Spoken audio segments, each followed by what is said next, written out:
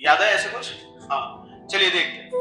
Mutual inductance बोले तो आपके पास में दो कॉइल्स होनी चाहिए, दो या दो से ज्यादा भी हो सकता है, ठीक है, लेकिन हमारे स्टडी में हम लोग ने दो कंसीडर किए हुए हैं, तो कंसीडर टू कंडक्टिंग कॉइल, दो कंडक्टिंग कॉइल कंसीडर करेंगे along with the EMF, key and the rheostat। जानते थे कुछ ऐसे करंट इलेक्ट्रिसिटी में, है ना?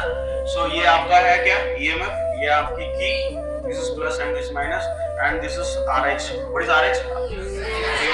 ये वेरिएबल रेजिस्टेंस होता है ना ऐसे, अरे होता है क्या? ठीक है, हाँ, ये होगी तेरा एक पहली coil, so this is coil number 1, सो इसको हम लोग N1 बोलते हैं, ठीक है।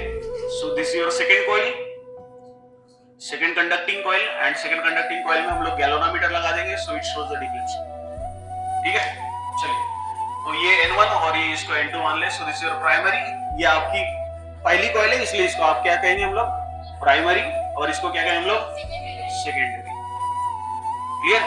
सेकेंडरी, इसका मतलब ये है कि when there is a current flowing through the primary coil, ये आपकी प्राइमरी कॉइल है, अगर यहां से करंट अगर आपका I आ रहा है, सो I1 हम लोग बोलते हैं इसको।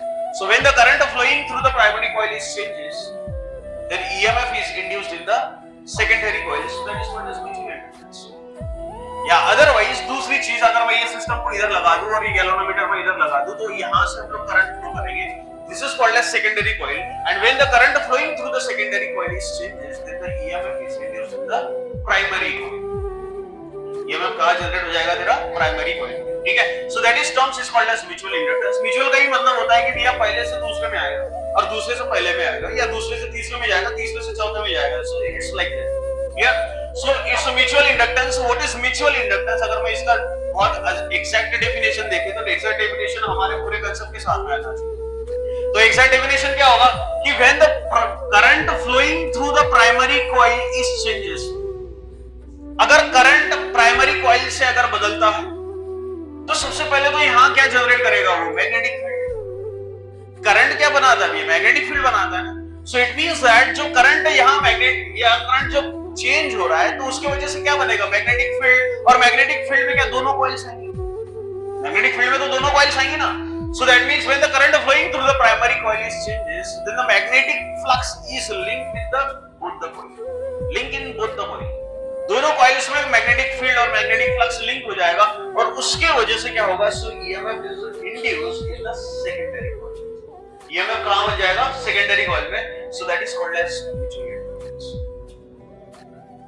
दूसरा डेफिनेशन इसका ये होगा, और में ये अगर प्राइमरी के लिए ले ले या सेकेंडरी के लिए ले, या यहां से अगर करंट चेंज कर दे तो यहां आपका EMF बनेगा। So if the current flowing through the secondary coil is changes, then the magnetic flux link in both the coils and EMF is reduced in the primary coil। So that is called as mutual inductance। इसको कहते हैं हम लोग mutual inductance। Self में जहां current बदला वही आपका EMF इंड्यूस्ड होगा, यहां म्यूचुअल इंडक्टेंस में जहां करंट बदलेगा तो दूसरे कॉइल्स में आपका EMF बनेगा। क्लियर? पहले से दूसरे में भी बन सकता है, दूसरे से पहले में भी बन सकता है, दूसरे से तीसरे में भी बन सकता है, when there is n number of coils।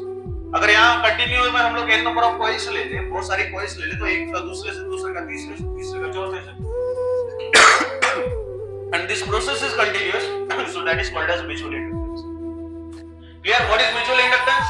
If the current flowing through the primary coil is changes, अगर एक प्राइमरी कॉइल में से अगर आपका करंट चेंज हो जाता है, if the current flowing through the primary coil changes, then the EMF is linked in the both the coil and magnetic field is linked in both the coils and EMF is induced in the secondary coil, so that is called as mutual inductance। Clear? इसका दूसरा definition हम लोग बनाएंगे। दूसरा definition क्या होगा कि when the current flowing through the secondary coil is changes, then the magnetic field is linked in both the coil and EMF is induced in the primary coil, so that is called as mutual inductance। ये दोनों definition clear हो गई। So what is mutual inductance? When the current flowing through the primary coil is changes, then the magnetic field is linked in both the coil and EMF is induced in the secondary coil. So this confirms the definition. Clear?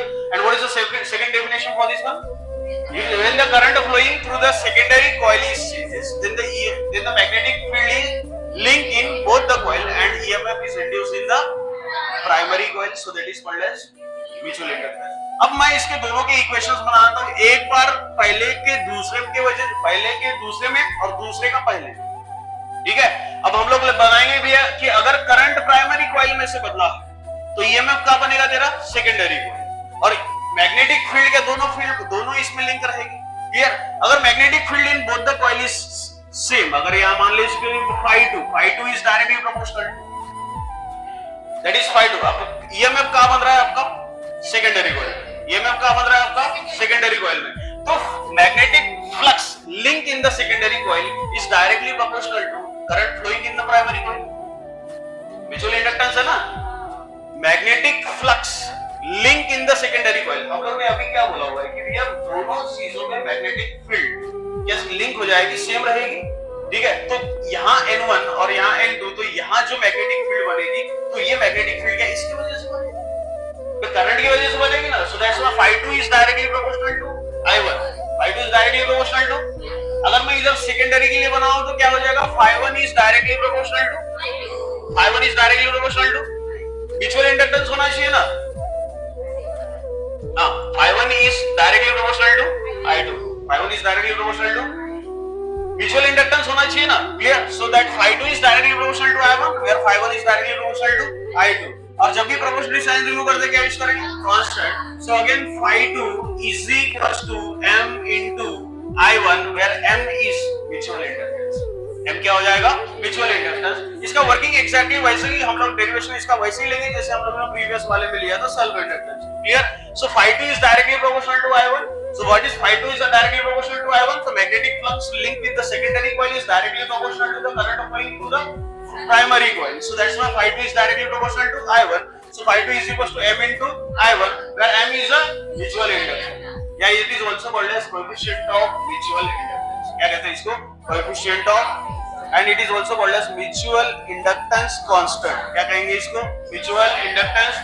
चल बोल इधर क्या आएगा, again phi1 is equals to m into I2, m into, क्या इतना clear हो गया, ठीक है। चले अब मैं यहाँ से इक्वेशन एक बार m का बना लेता हूँ, वहां से भी हम लोग एक इक्वेशन m का बना लेंगे। सो that is phi2 divided by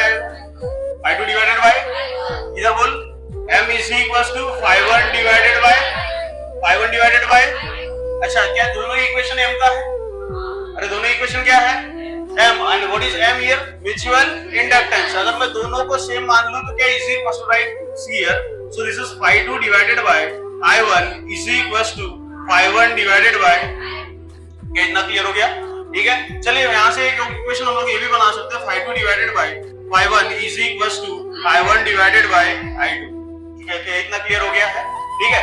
so this is what magnetic flux link in the secondary coil, this is magnetic flux link in the primary coil, and current is flowing through the first coil primary coil and current is flowing through the secondary coil।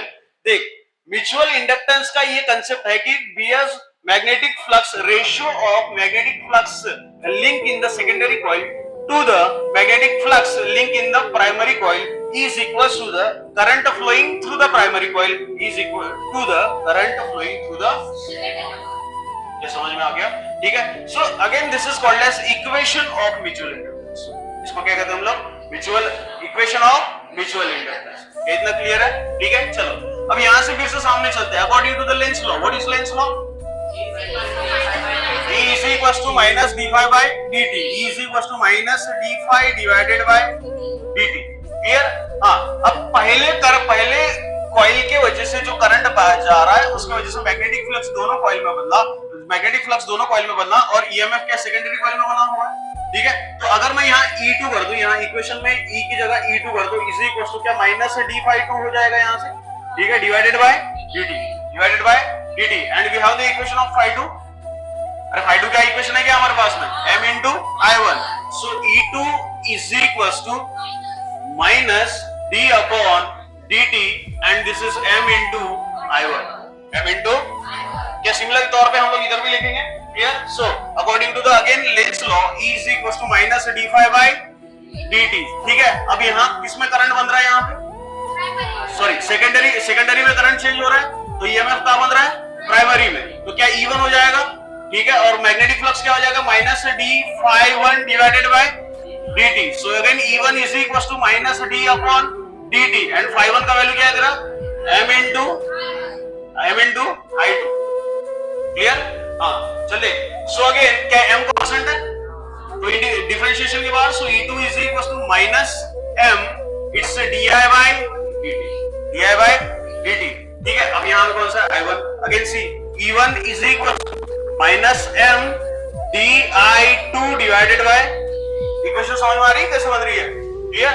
अब इन दोनों का मैं magnitude form ले लूं क्या कौन सा form magnitude form so E2 is equal to देख m di1 डिवाइडेड बाय चल इसका मैग्नीट्यूड फॉर्म देख इधर E1 is equal to m di2 divided by dt clear. मैं यहां से इक्वेशन m का बना लूं तो m इज इक्वल टू क्या हो जाएगा E1 divided by di2 divided bye कुछ याद है क्या ऐसी इक्वेशन बनाई थी हम लोगों ने again m is equal to क्या हो जाएगा इधर E2 divided by di1 divided by what is m mutual inductance constant या otherwise it is also called as coefficient of mutual inductance। देखिए इधर डेफिनेशन देख अच्छे से दो डेफिनेशन बनेगी इसका ठीक है। coefficient of mutual inductance या otherwise mutual inductance constant is defined as it is a ratio of magnitude of induced EMF in the secondary coil to the rate of flow of current in the primary coil with respect to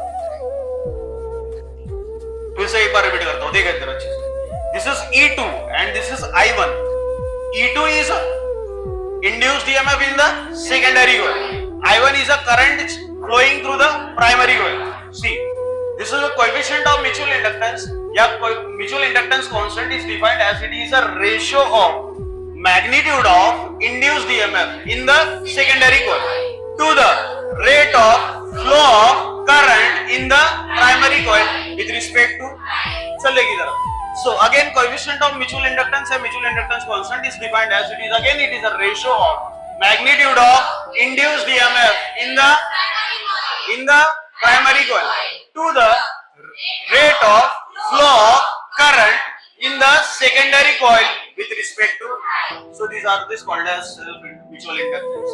ठीक है कहते हैं हम लोग इसको mutual inductance। और फिर इन दोनों का हम लोग लेंगे इसका SI यूनिट एंड डायमेंशन। तो SI यूनिट होगा इसका E का होता है वोल्ट, यहाँ आ गया करंट, यहाँ एम्पियर, यहाँ आ गया टाइम और टाइम का होता है सेकंड। तो ऊपर चले जाएगा हो गया तेरा volt into second divided by clear. और सिमिलरली यहाँ पर भी होगा ठीक है। और इसके मैंने डायमेंशन भी बताए थे याद हो गए तो डायमेंशन भी बताए थे जो डायमेंशन सेल्फ इंडक्टेंस के थे वही डायमेंशन पेज पलटाएंगे उसमें कोई मतलब नहीं रहा। L2 M1 T minus 2 I minus 2 L2 M1 T minus 2 I minus 2 ठीक है। वो हो जाएगा इसके डायमेंशन क्लियर हो गया। हाँ इसके SI यूनिट और डायमेंशन उसका और एक SI यूनिट बताया था उन्हें हेनरी याद है क्या। So this is the terms is called as mutual inductance। समझ में आ गया उतार ले बट से।